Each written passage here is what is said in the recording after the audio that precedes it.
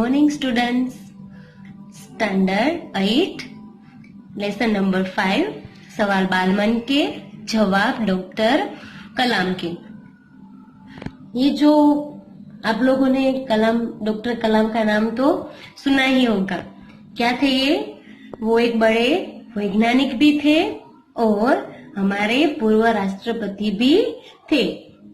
तो ये पाठ साक्षात्कार, इसका प्रकार है साक्षात्कार। साक्षात्कार यानी कि आमने और सामने, यानी कि इस चैप्टर के अंदर आप लोगों को प्रश्नोत्तरी से दिए गए हैं।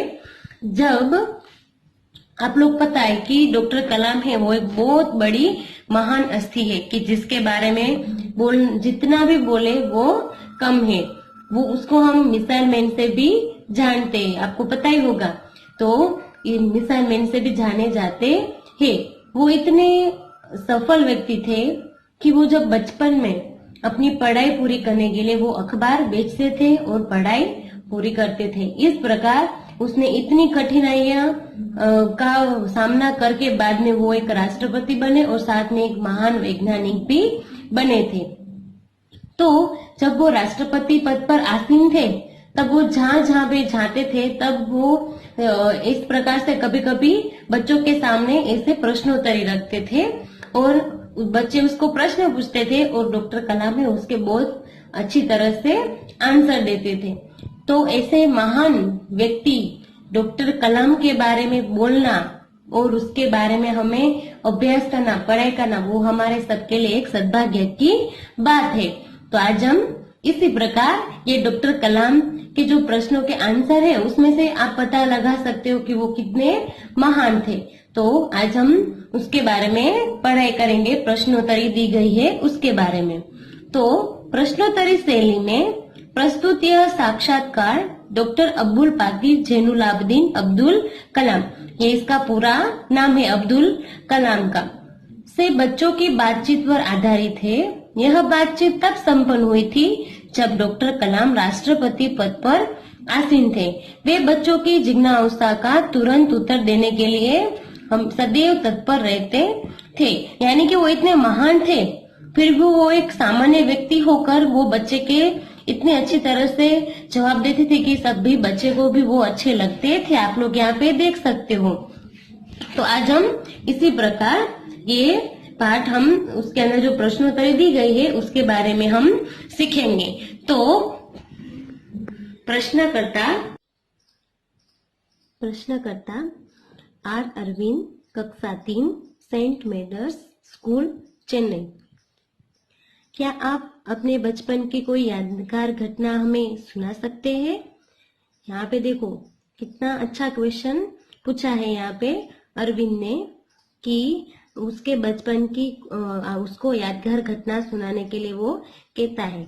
तब डॉक्टर कलाम उसे क्या कहते हैं कि कक्षा 5वीं के मेरे शिक्षक श्री शिव सुब्रमण्य अय्यर की एक बात मुझे याद है।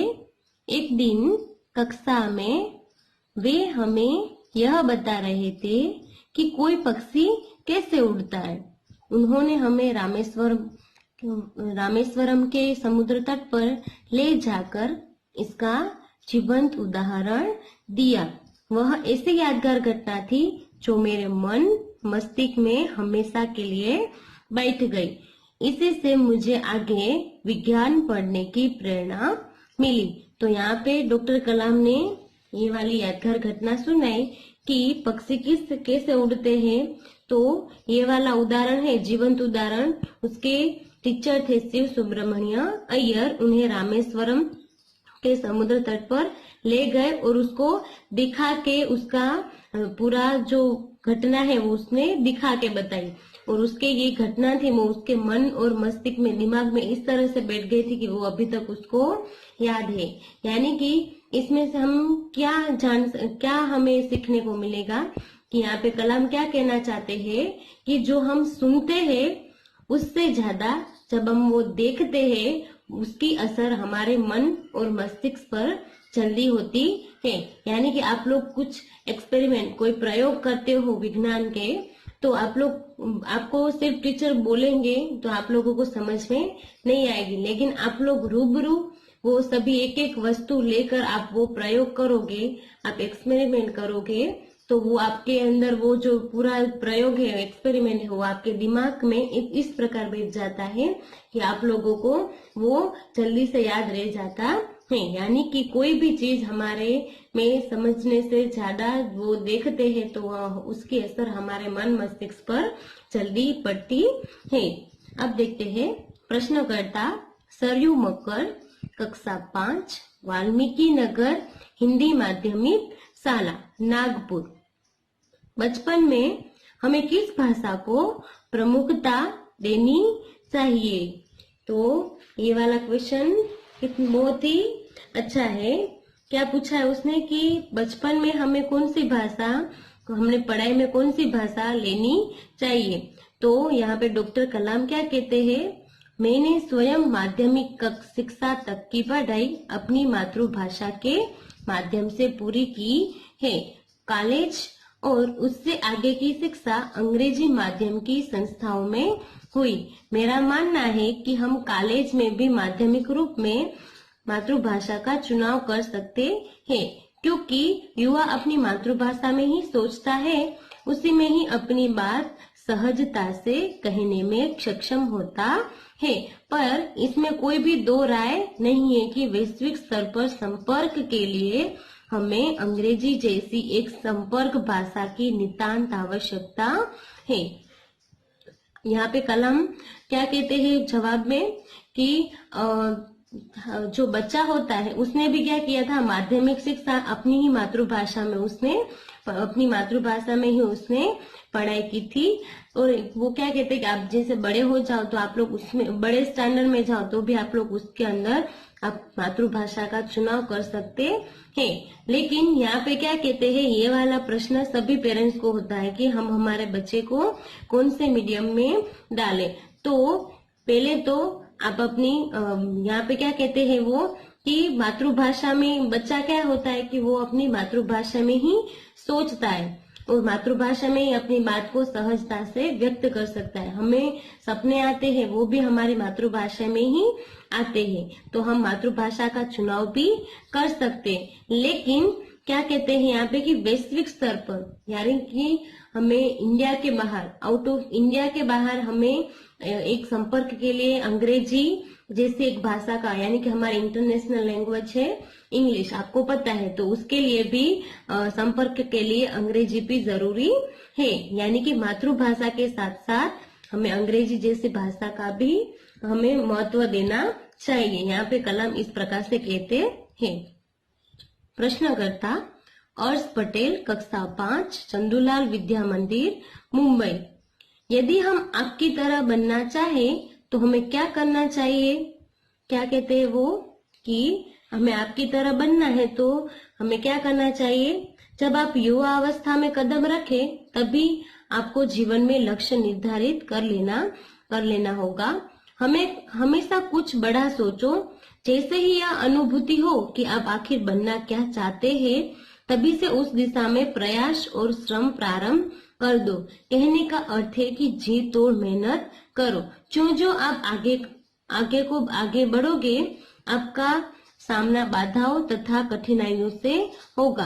आपको अपने अंदर दृढ़ साहस पैदा करना होगा। समस्याओं को पराजित करने में महारत हासिल करनी होगी, तभी जीवन में सफल हो पाओगे। पहले यह जरूरी है कि आप निरंतर ज्ञान अर्जित करो।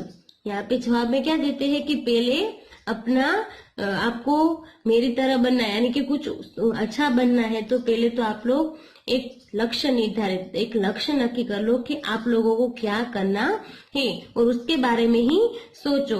और आपका जो सपने देखो वो भी कैसे बड़े देखो सपने। तो आपको जैसे ही अनुभूति होगी कि आप लोगों को क्या बनना चाहिए और क्या करना चाहिए और उसके लिए हमें इस प्रकार से मेहनत करनी चाहिए, तो उसके पीछे आप लोग जी तोड़ मेहनत लगा दो वो लक्ष्य पाने के लिए। और लक्ष्य पाने के दौरान आप लोग निष्फल हो जाओ तो भी आप लोग घबराओ मत, ऐसे ही मेहनत करते जाओ और आगे बढ़ते जाओ। निष्फल होगे तभी सफलता का आनंद ले पाओगे। इसलिए आप लोग अपने ध्येय पर निरंतर आप लोग ज्ञान अर्जित करते रहो। ज्ञान अर्जित करना यानी प्राप्त करना, अर्जित का मतलब ज्ञान को प्राप्त करते रहो और उसके लिए आप लोग जी तोड़ मेहनत करते रहो। प्रश्नकर्ता चिराग जैन, कक्षा 7, बॉम्बे, कैम्ब्रिज, अंधेरी, पश्चिम मुंबई। वह कौन सी बड़ी चुनौती है जिसका सामना हमें आज करना पड़ रहा है?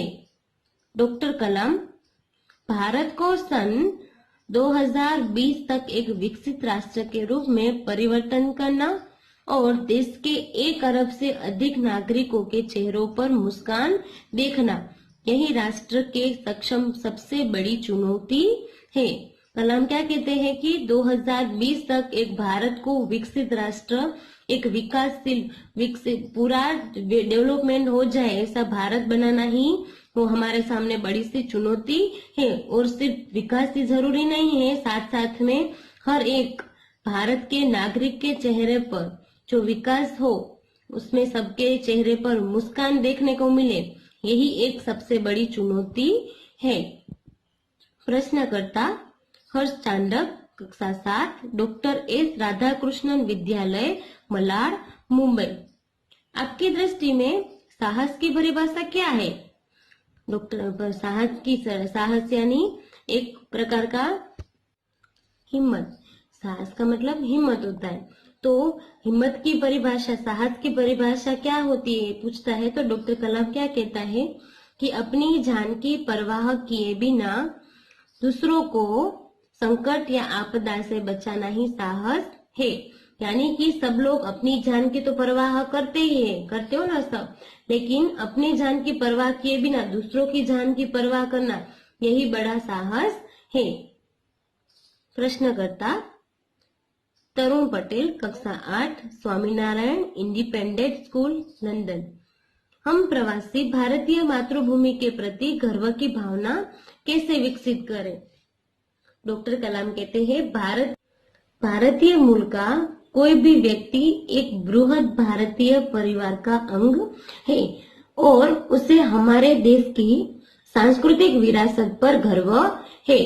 सौभाग्य से आप लोग ऐसी स्थिति में हैं कि अपनी मातृभाषा से अच्छी तरह से जुड़े हुए हैं और यही आपके लिए एक गौरव की बात है। यानी कि आप कहीं पे भी रहते हो लेकिन आप एक भारत का परिवार का एक बृहद अंग हो। बृहद यानी कि विशाल अंग हो और हमारे इतिहास के अंदर जो भी सांस्कृतिक विरासत हमें मिली है उसके लिए हमें गर्व करना चाहिए। इस प्रकार से हम मातृभूमि के प्रति गर्व की भावना विकसित कर सकते हैं।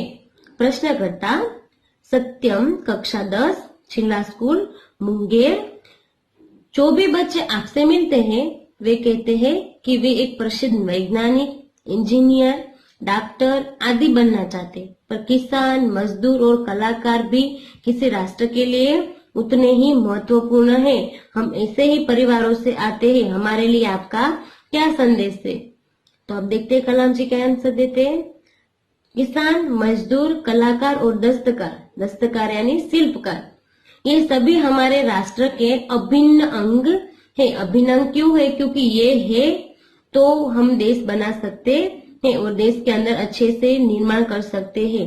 राष्ट्र निर्माण में हमें उन सभी की सेवाओं की समान रूप से दरकार है। दरकार यानी जरूरत है। आप सभी को चाहिए कि अपने अपने क्षेत्रों में खूब उन्नति करें, यानी कि आप लोग जो भी क्षेत्र को पसंद करते हो उसमें आप लोग खूब उन्नति करो। यानी कि हमारे भारत देश का विकास करने के लिए सिर्फ इंजीनियर, वैज्ञानिक की ही जरूरत नहीं है, साथ साथ में किसान, मजदूर, कलाकार और दस्तकार जैसे भी लोग जो होते हैं उसकी भी हमें जरूरत पड़ती है। अगर किसान ना होते तो हमें खाने के लिए अन्न नहीं मिलता।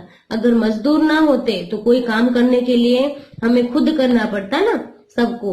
इस प्रकार से ये सभी का भारत के वो राष्ट्र के अभिन्न अंग है। इसीलिए सभी क्षेत्र में आप लोगों को जो अच्छे लगते हैं उसमें आप लोग उन्नति करें।